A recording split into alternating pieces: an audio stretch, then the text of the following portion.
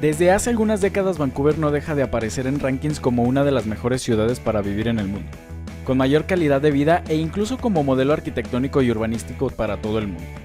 Y es que no sorprende, esta ciudad ha creado un nuevo modelo de urbanismo que la ha regresado a la vida y a no seguir los mismos pasos que sus vecinas estadounidenses, el llamado vancouverismo. Así que quédate para conocer cómo Vancouver ha utilizado su singular urbanismo para convertirse en la mejor ciudad de América.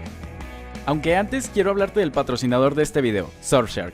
Surfshark es una VPN que te permite navegar de forma segura en tu computadora, celular, tablet o incluso en tu Smart TV, entre otros dispositivos con una única cuenta. Además, cambiando tu ubicación podrás acceder a mucho más contenido en sitios como Netflix o HBO Max, que están bloqueados en nuestros países con sus más de 3.200 servidores en 65 países alrededor de todo el mundo, conectándote automáticamente al servidor más rápido para que puedas disfrutar de tus series y películas favoritas. Algo muy importante también es que te permite protegerte mientras navegas de ciberataques, ocultando tu dirección IP, así como de anuncios peligrosos, sitios de dudosa procedencia, entre otras amenazas con su herramienta CleanWeb. Y ahora viene lo más interesante, con el código Urbanopolis, claro, sin el acento, obtendrás nada más y nada menos que un 83% de descuento y 3 meses gratis utilizando el enlace que está abajo en la descripción.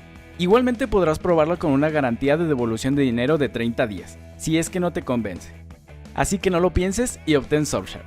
Y ahora sí, esto es Urbanopolis y bienvenidos.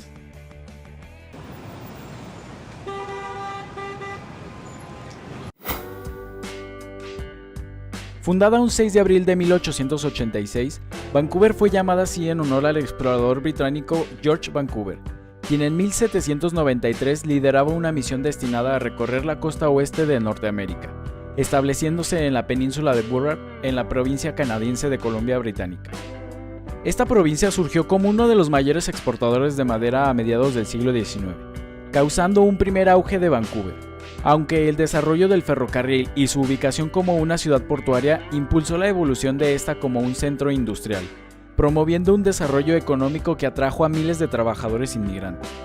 Los primeros intentos de ordenar al naciente polo económico canadiense recayeron en Thomas Mawson, paisajista y urbanista británico quien a principios del siglo XX desarrolló el primer plan maestro de la ciudad, que reflejaba su fuerte filosofía en los espacios públicos como principales articuladores urbanos, a partir de los fundamentos esenciales de un paisaje urbano activo y anticipándose al potencial de la ciudad.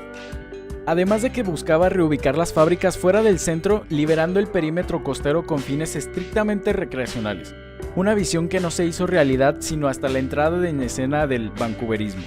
Entrado bien ya el siglo XX, como toda buena ciudad norteamericana, durante la década de los 60 y gracias al auge de los automóviles, el Departamento de Planeación Urbana planteó la construcción de una red de autopistas que conectara el centro de la ciudad con las ciudades próximas de la región, mediante la demolición de algunos barrios céntricos como el Chinatown, Gastown o Jaytown. Esta iniciativa surgió debido a dos factores. Primero, la creciente congestión automotriz del centro y segundo, la idea de migrar el transporte de bienes de los trenes hacia las autopistas. Algo similar ya había ocurrido en Nueva York durante las décadas de 1950 y 1960, con el famoso enfrentamiento entre Jane Jacobs y Robert Moses, los cuales tenían visiones muy diferentes frente al desarrollo de la ciudad. Moses, un planificador urbano de la vieja escuela, proponía para el Bajo Manhattan una carretera elevada de 10 carriles, lo que llevaría a la destrucción de varios edificios, el Washington Square Park y el desplazamiento de varias familias y empresas, aunque este ya es tema para otro video. Bastante interesante, por cierto. De esta manera, el desarrollo de esta red de autopistas, que ya estaba incluso aprobada y próxima a desarrollarse, sumada a la sensación de los vancouveritas de tener una ciudad sin identidad, y una más del montón, provocaron un punto de crisis en la sociedad que buscaba una ciudad más humana y accesible. Una nueva asociación nació pues en contra de las imposiciones de un gobierno local obsesionado con implantar el modernismo en la ciudad, y abrir paso al automóvil de forma salvaje. El partido TEAM, por sus siglas en inglés, o Movimiento de Acción Electoral, nacido para defender prácticas de planificación más participativas y una visión más inclusiva para el futuro de la ciudad, y con criterios de diseño más estrictos, además de la supervisión de los desarrollos en toda la ciudad. De igual manera, esto no fue lo único que detonó el nacimiento del llamado vancouverismo.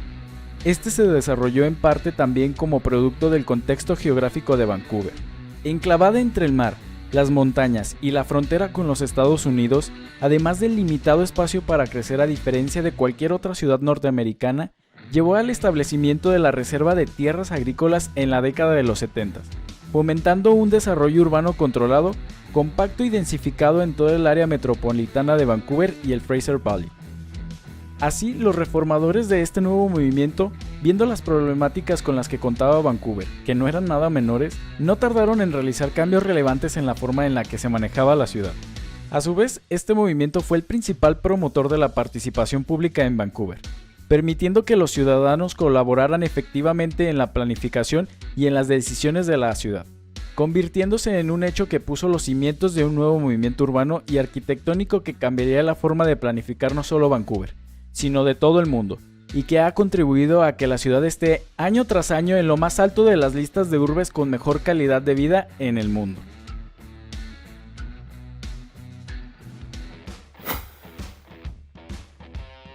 Vancouver es una ciudad que empezó a desarrollarse plenamente a mediados del siglo XX, lo que provocó que en 1955 Arthur Erickson convirtiera aquella modesta urbe, situada al borde de Canadá, en un ejemplo de urbanismo de calidad.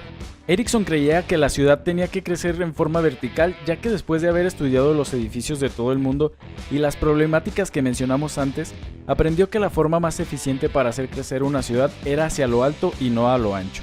Erickson no era el único que sostenía esta teoría, y gracias a los avanzados estudios y experiencia en la construcción de edificios, ciudades como Nueva York y Detroit se llenaron de edificios en menos de 3 décadas, aunque unas con mayor éxito que otras, como lo vimos en el video de Detroit. Así pues, el vancouverismo es un fenómeno de planificación urbana y arquitectónica muy particular de Vancouver, un sinónimo de lucha contra la decadencia de los centros urbanos y la extensión urbana incontrolada, en la cual la metrópoli canadiense ha demostrado que es posible crear barrios densos con torres de gran altura sin perder de vista la creación de un ambiente acogedor a nivel de calle. Este movimiento urbano se caracteriza por varias cuestiones. Una gran población residencial que vive en el centro de la ciudad mediante desarrollos de uso mixto, generalmente con una base comercial de mediana altura y torres residenciales estrechas y de mayor altura. Una alta dependencia del transporte público masivo, creación de espacios verdes y algo muy particular, debido a la región donde se encuentra la ciudad, preservar los corredores de vistas hacia el paisaje natural. Este tipo de desarrollo urbano es lo que ha provocado que Vancouver goce de una buena calidad de vida, ya que comparada con otras grandes urbes, por ejemplo su antítesis Hong Kong, también apuesta por construir en alto. Sin embargo, en la ciudad asiática cada hueco disponible se aprovecha para construir torres. Hay personas que viven en el piso 30 de un inmueble y a pesar de la altura donde residen tienen poca luz natural. Asimismo, la ausencia de autopistas y la densidad de la ciudad hace que mucha gente se desplace en bicicleta, a pie o en transporte público, y haga casi innecesario el tener un coche, debido a distancias más compactas que una ciudad que apuesta por construir hacia las afueras y algo muy importante, se evita así la destrucción del enclave natural que rodea a Vancouver. Igualmente, cuando proyectan un nuevo edificio, las constructoras tienen que respetar los 27 pasillos que se han creado a lo largo de la ciudad para garantizar vistas ininterrumpidas a través de ella. Para conseguirlo se limita la altura de los edificios y según James Cheng, arquitecto y uno de los impulsores de este movimiento, se intenta que no superen los 220 metros de altura. Esto es tan importante para la ciudad que existe una normativa que exclusivamente protege las vistas de Vancouver, hacia las montañas de North Shore, las llamadas pautas de protección a las vistas aprobadas en 1989, estableciendo así límites de altura. Y es que cómo no, con semejantes paisajes. Erickson, considerado el padre del vancouverismo, se ha vuelto un ícono nacional. Las autoridades de Canadá lo han mencionado como el mayor arquitecto que nunca haya existido en ese país. Su modelo de planeación y organización de la ciudad se volvió una filosofía de urbanismo, convirtiendo de esta forma a Vancouver en una de las 3 ciudades con mayor calidad de vida en todo el mundo. El secreto de este éxito en Vancouver está en su proceso de toma de decisiones, donde lo que importa es la participación de la población en la toma de estas decisiones, aparte de las decisiones técnicas muy acertadas por los planificadores urbanos. Estos y las promotoras han trabajado sobre ello en las últimas décadas para formar una visión de consenso sobre lo que la ciudad debería de ser y juntos aportar soluciones creativas para conseguirlo. Otras de las personas a quienes se le atribuyen a la influencia del vancouverismo es nada más y nada menos que a Jane Jacobs, activista y autora de Muerte y Vida de las Grandes Ciudades. Brent Toderian, por ejemplo, el exdirector de la planificación de la ciudad de Vancouver, Se refiere a Jacobs como no hay una persona o libro más influyente en la creación del vancouverismo que Jane Jacobs y Muerte y Vida de las Grandes Ciudades. Sé lo que ella quiere decir sobre la gente que no entiende la densidad. Por eso enfatizamos la densidad bien hecha en lugar de la densidad como un ejercicio meramente matemático.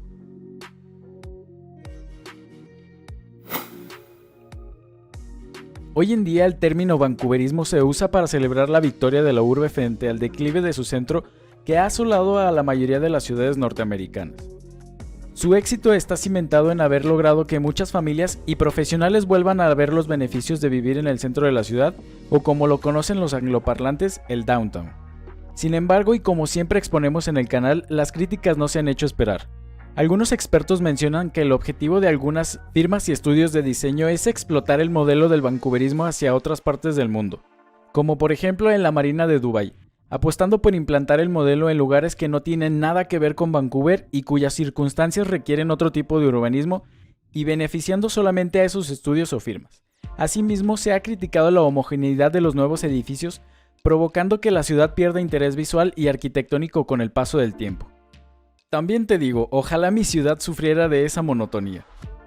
En respuesta, la ciudad ha ido añadiendo un puñado de edificios que exceden los límites de altura actuales, para agregar mayor interés visual al perfil urbano de Vancouver.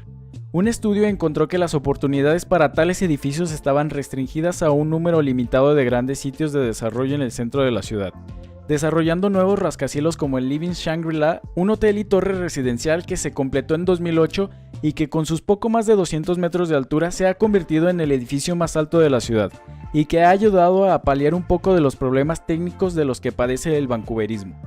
Además, y aún más serio, es que el 90% de los edificios construidos en la última década han sido meramente residenciales, provocando una escasez de oficinas y que a la vez estas tiendan a ubicarse en las periferias de Vancouver, careciendo del sentido que promulga el vancouverismo de una mezcla de usos de suelo, densidad y un uso intensivo del transporte público. De igual manera, al igual que cada vez más ciudades en todo el mundo, Vancouver vive un regreso de las clases altas a su centro, provocando un aumento en los precios de las rentas y a que las clases más vulnerables ni siquiera se puedan permitir un departamento más que de nuevo en las periferias o ciudades aledañas a Vancouver. Asimismo, un aspecto importante para tener en cuenta y aclarar es que el vancouverismo es un ideal que se desarrolló exclusivamente en Vancouver, pero no está presente en todas las regiones del área metropolitana. De hecho, y para ser preciso, se concentra solamente en el centro de Vancouver, aunque en los últimos años en las ciudades aledañas de Surrey, Richmond o North Vancouver han ido adoptando las mismas medidas que su vecina Vancouver. Varios dicen que Vancouver sufre de su propio éxito.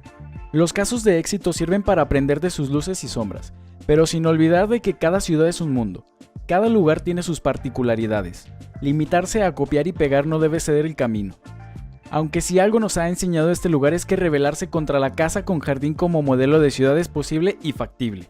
Vancouver hoy se erige como la mejor ciudad de América y una de las mejores a nivel mundial, en gran parte por sus acertadas reformas urbanas, que han convertido en un referente de lo que es el buen urbanismo para nuestras ciudades del siglo XXI y las nuevas generaciones de planificadores urbanos.